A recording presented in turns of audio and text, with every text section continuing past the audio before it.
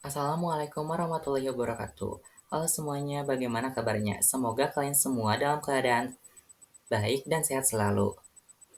Nah, pada kesempatan kali ini saya akan memberikan sedikit tutorial bagaimana menggunakan perangkat lunak. Perangkat lunak yang akan kita gunakan adalah Microsoft Office. Seperti yang kita tahu, Microsoft Office memiliki beberapa program seperti Microsoft Excel. Nah, di sini saya sudah membuka Microsoft Excel versi tahun 2016. Nah, teman-teman, mari kita kita berkenalan dengan menu-menu dan tools yang ada di Microsoft Excel. Sebelumnya, kita kenalan terlebih dahulu deh apa yang dimaksud dengan Microsoft Excel. Nah, Microsoft Excel adalah aplikasi pengolah angka yang dibuat oleh Microsoft Corporation dan menjadi bagian dari Microsoft Office. Microsoft Excel digunakan untuk mengolah data berupa angka serta untuk menghitung, menganalisis, dan mempresentasikan data. Nah, untuk menu-menunya di sini itu ada menu Home, Insert, Page Layout, Formulas, Data, Review, dan View.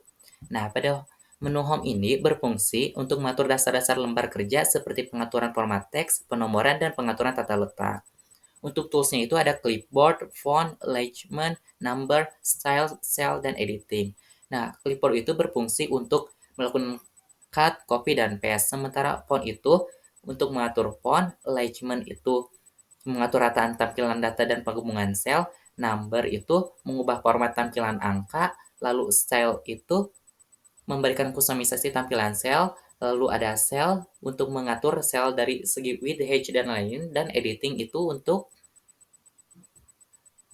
mengelola data. Nah, untuk menu insertnya itu berfungsi untuk menambahkan objek tambahan ke dalam lembar kerja seperti gambar, diagram, ataupun yang lain-lainnya.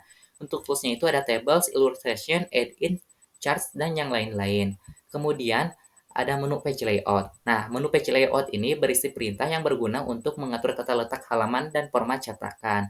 Toolsnya itu ada themes, page setup, scale, sheet option, dan arrange. Kemudian ada menu formulas. Nah, menu formulas berisi perintah yang berguna untuk mengatur rumus dan fungsi matematika dalam lembar kerja. Toolsnya itu ada function library, definite, formula auditing, dan calculation. Kemudian ada menu data. Nah, menu data ini berguna untuk mengatur data dalam lembar kerja. Di sini tuh ada get external data, get and transform, connection, sort and filter, data tools, forecast, dan outline. Kemudian ada menu review. Nah, menu review ini berguna untuk memantau dan mengedit lembar kerja. Toolsnya itu ada proofing, insight, language, comments, dan change. Nah, yang terakhir itu ada menu view. Nah, menu view itu berguna untuk mengatur tampilan lembar kerja.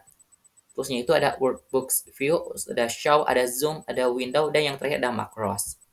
Nah, teman-teman, setelah kita berkenalan dengan berbagai menu dan berbagai tools yang ada di Microsoft Excel, bagaimana kalau kita langsung saja mempraktekkan untuk menggunakan Microsoft Excel dalam menghitung data. Nah, misalnya itu kita ambil sampel nilai mahasiswa prodi IKM tingkat 1. Nah, di bawahnya itu kita ketik nomor, lalu nama, kemudian mata kuliah bahasa Indonesia, kita rapikan. Kemudian di sini bahasa Inggris, kita rapikan lagi. Lalu bahasa Sunda. Nah, di sampingnya itu kita ketikkan nilai rata-rata. Kita rapikan terlebih dahulu, kemudian di sampingnya itu jumlah. Ini kita blok, lalu kita tap center. Nah, yang atasnya juga sama, kita blok, kita tap merge and center. Nah, kita isi nomor 1, 2, 3, 4, dan 5. Untuk nama-namanya bisa dia, lalu Adel, terus Dinda, Nona, dan Rapi.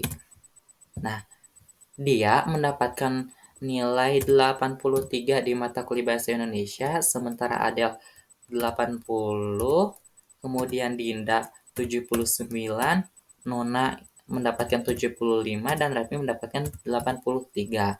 Untuk di mata kuliah Bahasa Inggris, dia mendapatkan nilai 87, Adel mendapatkan 85, Dinda mendapatkan 83, Nona mendapatkan 96, Raffi mendapatkan 93. Nah, pada mata kuliah Bahasa Sunda, dia mendapatkan nilai 89, kemudian Adel mendapatkan nilai 84, Dinda mendapatkan nilai 80, Nona mendapatkan nilai 84, dan Raffi mendapatkan nilai 82. Kemudian di bawahnya kita ketikkan nilai terendah. Bawahnya nilai tertinggi. Kita rapikan terlebih dahulu. Nah, sudah. Setelah itu kita hitung jumlah nilai rata-ratanya berapa. Kita akan menggunakan rumus. Rumusnya itu kita ketikkan sama dengan, lalu kurung buka, kita ketikkan average. Lalu kita pencet tombol tab, lalu kita blok, dan kita kurung tutup.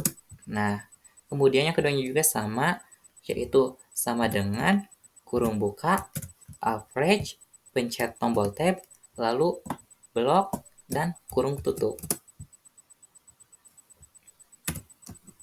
Sama juga, lalu average, pencet tombol tab, blok, kurung tutup, lalu pencet enter.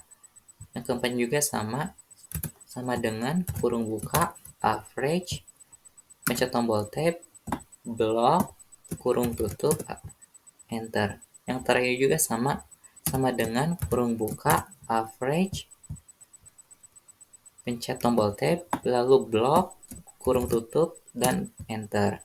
Nah, setelah mendapatkan nilai rata-rata, kita akan menjumlahkan ketiga nilai matkul berikut. Dengan menggunakan rumus sama dengan, lalu kurung buka, lalu ketikkan sum, lalu kita pencet tombol tab, dan kita blok lagi, dan kurung tutup. Sum, lalu kita pencet tombol tab. Nah, di sini setelah kita blok, lalu kita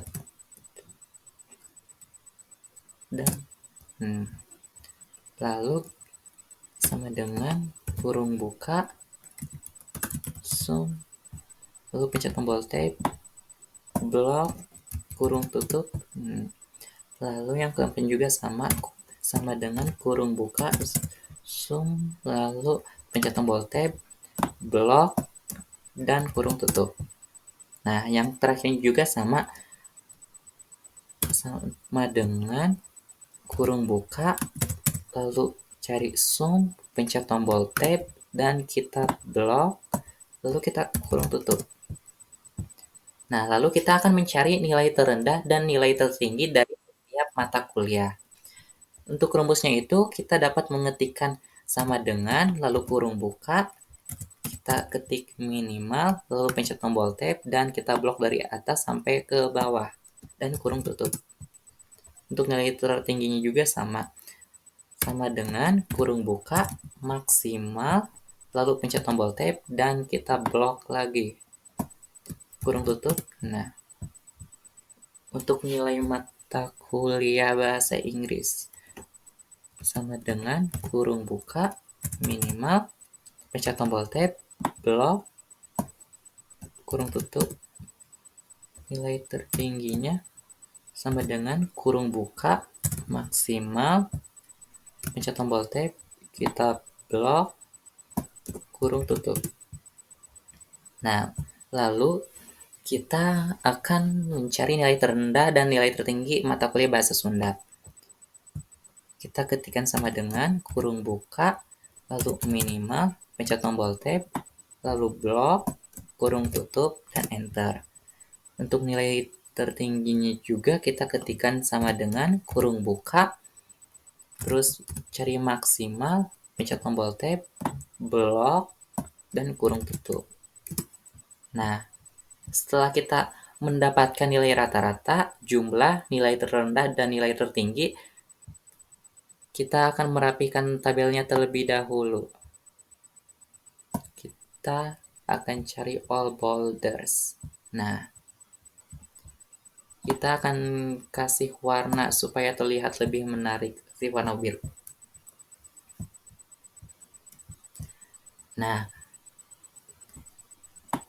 ininya kita rapihkan dengan tab center.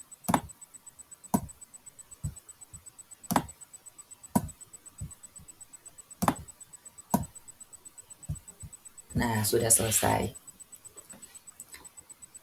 Jadi nilai mahasiswa Prodi IKM tingkat 1 atas nama dia untuk nilai rata-ratanya itu 86, sekian, jumlahnya itu 259. Yang kedua itu nilai Adel untuk nilai rata-ratanya itu 83 dengan jumlah 249. Kemudian Dinda nilai rata-ratanya itu 80, sekian dan jumlah itu 242. Kemudian yang keempat itu ada Nona, nilai rata-ratanya itu 85 dengan jumlah 255. Kemudian yang terakhir itu ada Rapi dengan nilai rata-ratanya itu 86 dan jumlahnya itu 258. Kemudian untuk nilai terendah pada mata kuliah Bahasa Indonesia itu berada pada nilai 75, sedangkan nilai tertingginya itu ada di 83. Untuk bahasa Inggris, nilai terendahnya itu 83 dan untuk nilai tertingginya itu 96.